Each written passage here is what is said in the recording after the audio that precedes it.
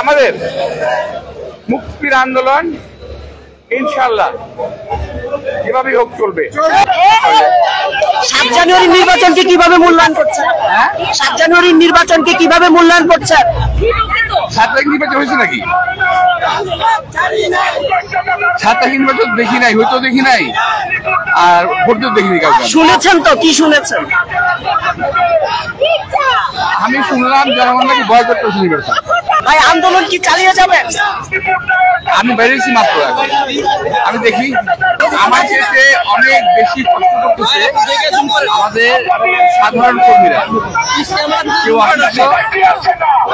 ইচ্ছা পাচ্ছে না। আপনি কেমন ছিলেন? আপনি কেমন ছিলেন? আপনি কারাগারে কেমন ছিলেন?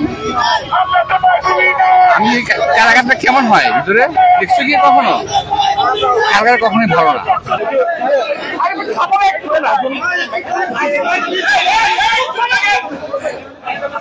ভাইরা, আমি আসলে এই মুহূর্তে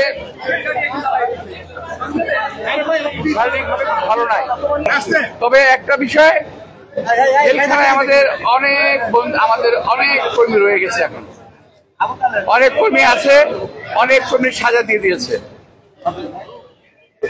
আমাদেরকে প্রথমেই ওদেরকে মুক্ত করার ব্যবস্থা করতে হবে, কারণ কর্মী ছাড়া দল কখনো বাঁচে না।